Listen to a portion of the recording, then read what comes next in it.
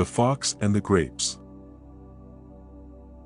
The Fox and the Grapes is a popular fable about grit by Aesop, an ancient Greek storyteller.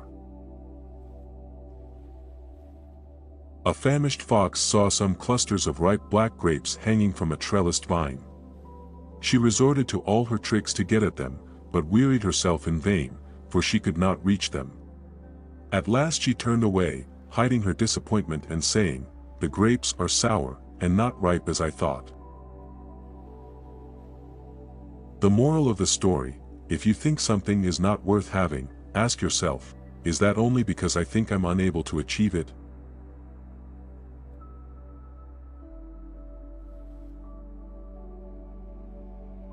Chinese Farmer Story. The Chinese Farmer Story is a Zen narrative about perspective and humility. It has been attributed to philosopher Alan Watts. Once upon a time there was a Chinese farmer whose horse ran away. All the neighbors came around that evening and said, "That's too bad."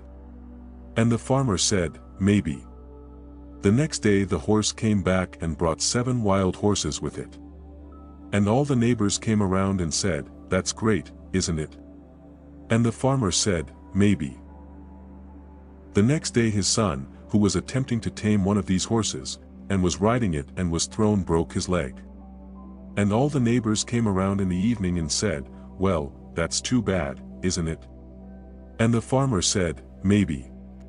The next day the conscription officers came around looking for people for the army. They rejected his son because he had a broken leg. And all the neighbors came around that evening and said, "Well, isn't that wonderful?" And the farmer said, "Maybe." The moral of the story: we should be careful labeling the things that happen to us as good or bad. The causal chain of the universe is complex and infinite. Real-life stories continue even after the happy ending.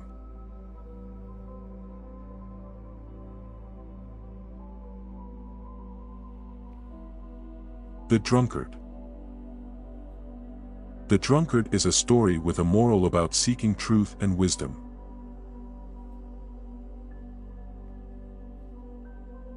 A policeman sees a drunk man searching for something under a streetlight and asks what the drunk has lost. He says he lost his keys, and they both look under the streetlight together. After a few minutes the policeman asks if he is sure he lost them here, and the drunk replies, "No," and that he lost them in the park. The policeman asks why he is searching here, and the drunk replies, "This is where the light is." The moral of the story: truth and wisdom are found where you least want to look.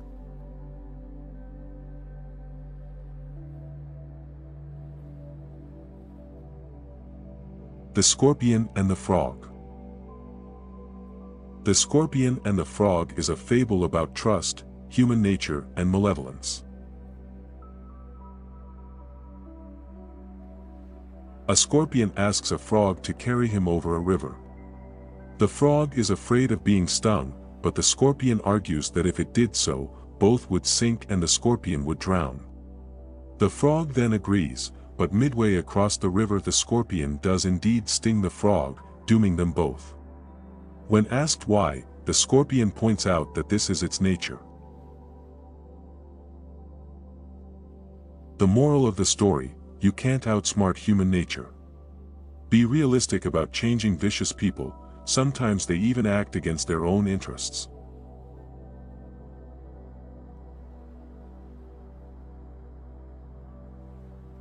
Poseidon. Poseidon is a Kafkaesque short story about ego and hubris by, well, Franz Kafka.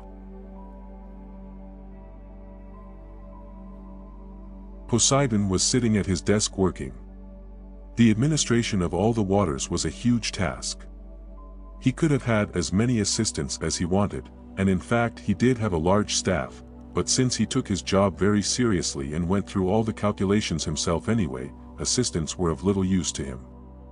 One couldn't say that the work made him happy either. He only did it because it was his to do.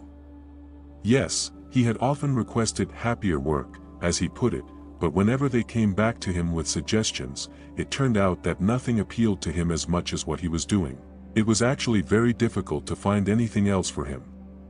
It was hardly possible to put him in charge of a particular sea, quite apart from the fact that the calculations involved were no less onerous, just more trivial, since Great Poseidon was only ever in line for an executive post. And if he was offered a job in a different department, the very thought of it was enough to turn his stomach, his divine breath became restless, his bronze thorax quaked. Not that they took his complaints all that seriously. If a great power kicks up, then you have to be seen to give in to him, even in the most hopeless cause. No one seriously thought of having Poseidon removed from office. He had been god of the seas from the beginning of time, and would have to remain such. The thing that most angered him, and this was the principal cause of his unhappiness in his job, was when he got to hear what people thought it involved, that is, forever parting the waves with his trident. And when all the time he was sitting at the bottom of the ocean up to his ears in figures, the occasional visit to Jupiter was really the only break in the monotony, a visit, moreover, from which he usually returned in a towering bad temper. He hardly ever clapped eyes on the seas, only fleetingly on his hurried way up to Olympus, and he had never sailed them as such. He tended to say he was waiting for the world to end first, because there was bound to be a quiet moment just before the end when he had signed off on his last calculation and would be able to take himself on a little cruise somewhere. The moral of the story: the only thing more insane than the modern office workplace is what we make of it. Too often, it's our ego that's keeping us from walking away.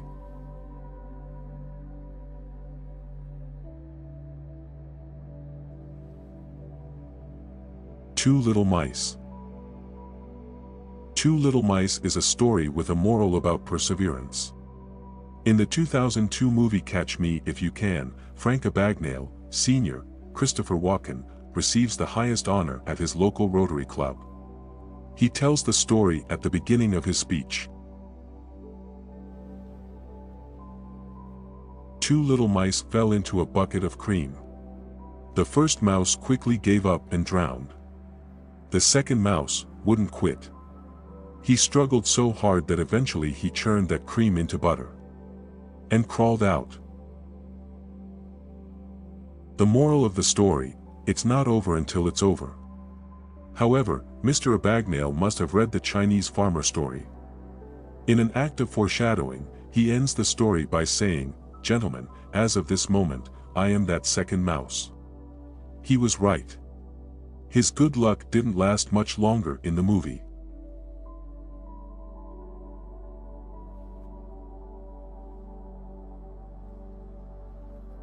The Hanoi Rat Bounty.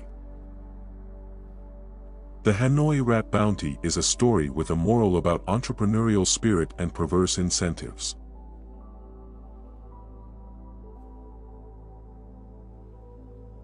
At the end of the 19th century, during French colonial rule, Hanoi was plagued by rats. Driven by the desire to modernize the city, the Governor-General instituted a bounty program.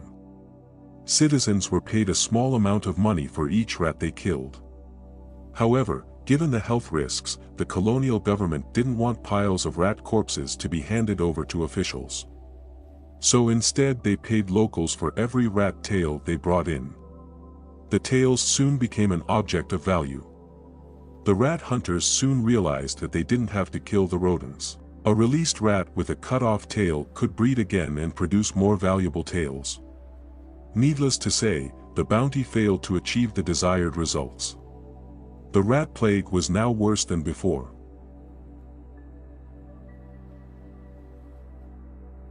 The moral of the story: beware of cobra effects and the unintended negative consequences of your intervention. The cobra effect occurs when incentives designed to solve a problem end up rewarding people for making it worse. The term originated in an anecdote that describes an occurrence in India under British rule.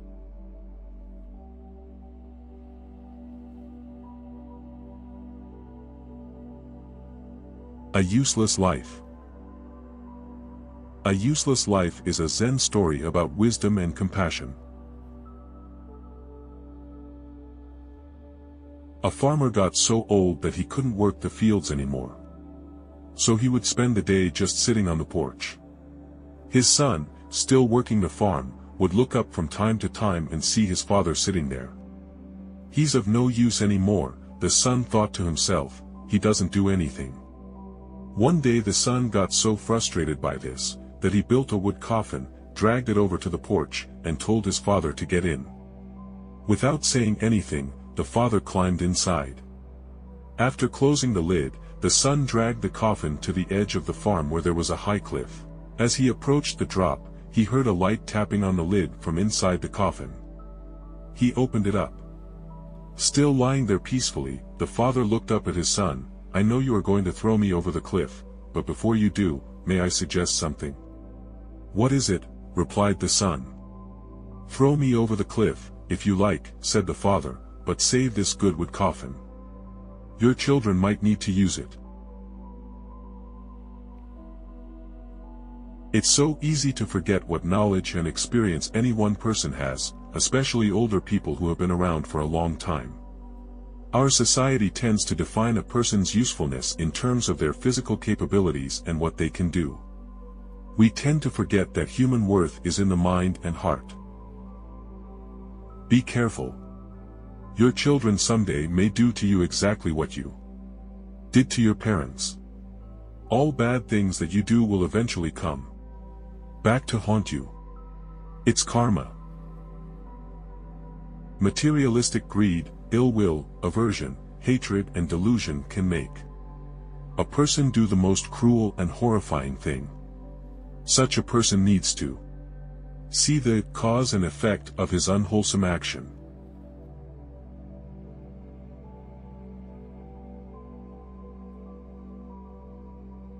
The Shepherd's Boy and the Wolf. The Shepherd's Boy and the Wolf is a classic story with a moral about lying. It's the original moral story of the common phrase to cry wolf.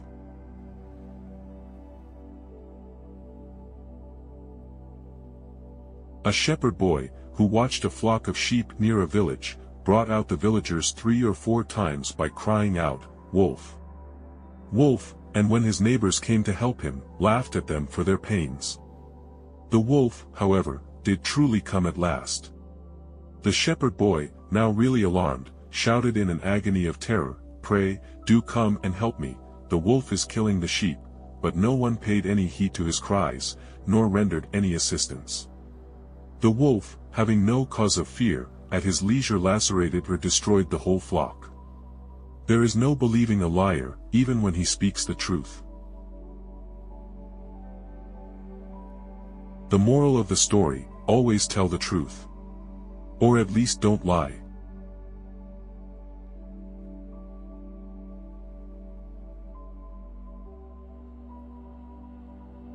St. George in Retirement.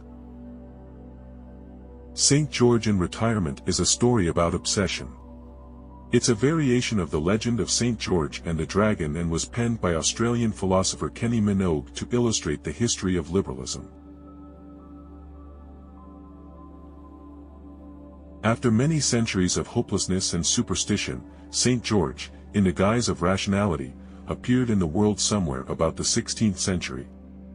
The first dragons upon whom he turned his lance were those of despotic kingship and religious intolerance.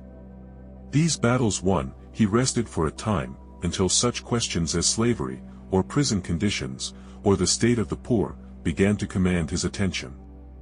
During the 19th century, his lance was never still, prodding this way and that against the inert scaliness of privilege, vested interest, or patrician insolence.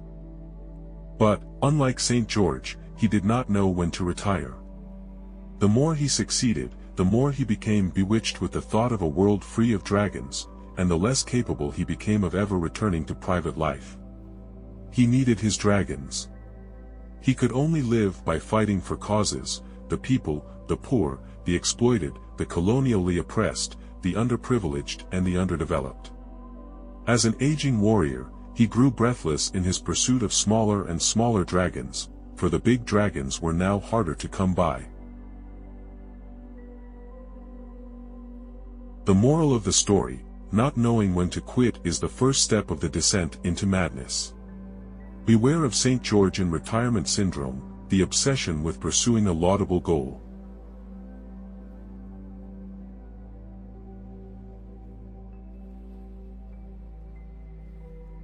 The Blind Man and an Elephant. The Blind Man and an Elephant is an ancient Indian parable about objectivity.